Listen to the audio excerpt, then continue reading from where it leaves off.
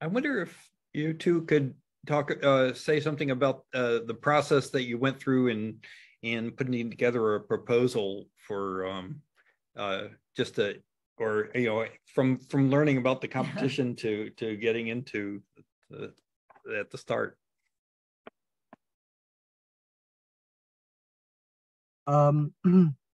So maybe I could cover a little bit on the start, and Lani, maybe if you want to add on how we've got the team together to contribute to it, maybe.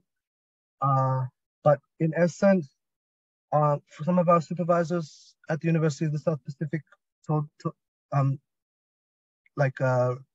raised our awareness about Space for Planet Earth Challenge. We didn't know about it until some of the professors at the university mentioned it, and so we kind of, from my understanding, and Lani, please add to this, maybe talking a bit about the other team members in our team and what they're doing, but it was basically about bringing together networks and team members who were currently doing research in this space.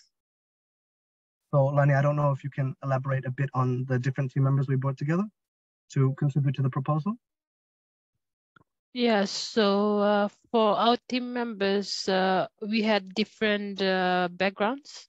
Like most of us were students and currently just started work, also like early career, in our early careers. So, and most of them, they study like we had, I think, 3 group members that were currently concentrating on mangrove. There was Salote, Arti, and Lancy.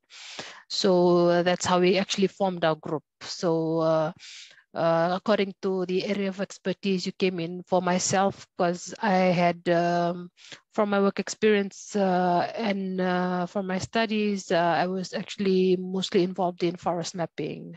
I did a lot of forest mapping and inventories. So that's how I was involved in heading the forest team.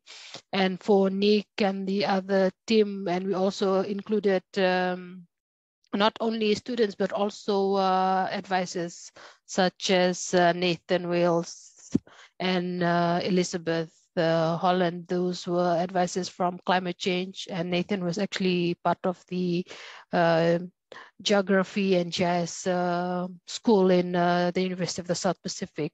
So we actually had this group of people. That's actually how we formed our team, according to your background and your experience and whatever skill sets you bring into getting the challenge done. So that's how we managed to group ourselves.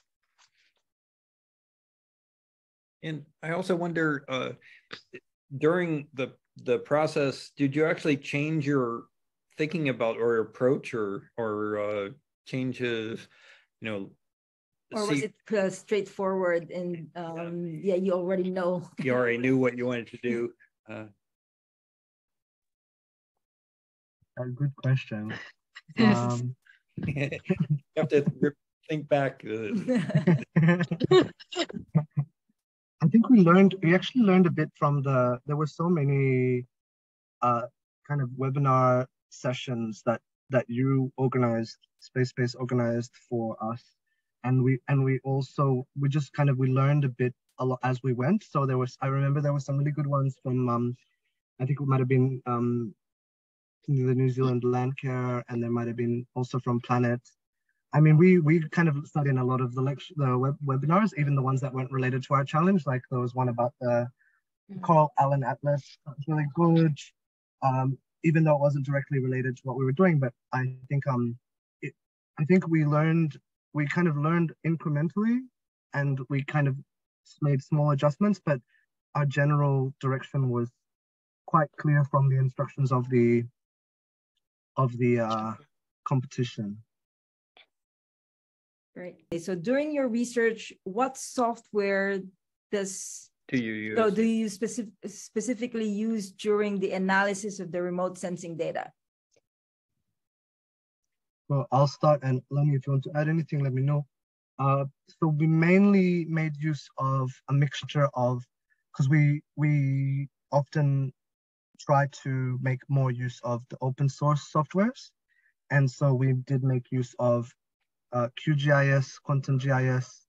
We made use of QFields, which is the QGIS's field app for taking data in the field. And we also, I mean, a lot of the land cover classification work was done in that and in Google Earth Engine. We also use Google Earth Engine, which is kind of more of a platform than a software per se. But we also kind of, yeah, I think there might have even been some, in some of the webinars that Space for Planet Earth ran, they also did some tutorials on some of those software. I think maybe it was QGIS or... The QGIS. Yeah, QGIS, that's right, yeah.